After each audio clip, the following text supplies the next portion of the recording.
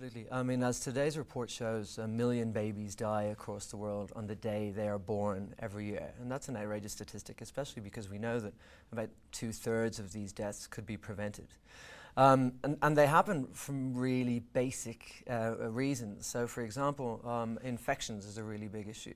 And simple infections of the umbilical cord, which can be prevented with a little swab that costs about 25 cents or 2 rand, and those solutions are just not getting out there. Other reasons are simply just that women quite often don't have access to healthcare. There might be healthcare in their country, but they might not be able to afford it, or might be not be close enough to where they live. So it's a real problem of equitable access to these solutions too. We know what they are, and unfortunately it's just a question of political will and getting them rolled out to those women who desperately need them all across the continent. As your report shows, Connor, sub-Saharan Africa seems to be the worst performing region. What's that about? Unfortunately, yes, for the first time ever on this 14-year-old report, all the bottom countries in which it is to be a mum, all the countries in which it's the toughest to be a mum are all in sub-Saharan Africa. And it's for a plethora of reasons, really. I mean, one thing that we see is that there's a real legacy of conflict, unfortunately, through many of these countries. So the bottom 5 contains countries like the DRC, Sierra Leone, and Mali, all of which have had recent and, of course, more longer-lasting conflicts.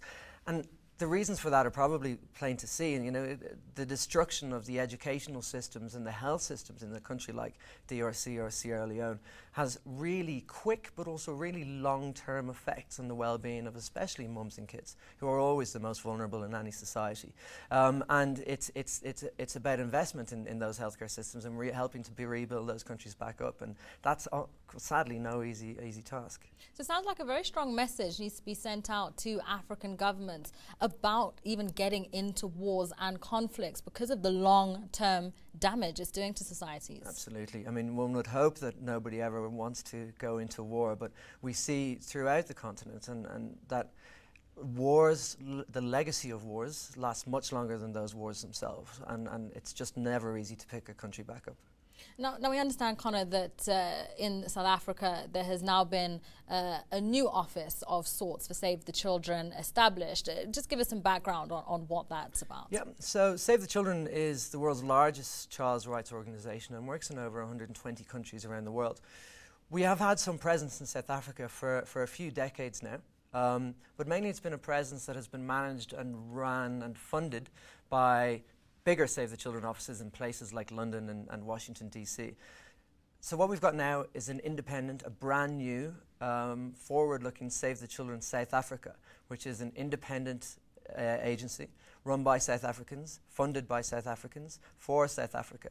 And the mission here for this new office is to help change the way that South Africa treats its children. South Africa has one of the most progressive constitutions when it comes to kids in the world, and their freedom and their education and their health is enshrined in the constitution. But our report today, for example, shows that every single day, 21 babies die in this country on their first day of life. 3/4 of those deaths are preventable, and that's an outrage because there's a lot of money in this country. This country is a country on the up, and those rights that are guaranteed by the Constitution are not being realised. And so Save the Children is here to work with South African governments and communities to help change that.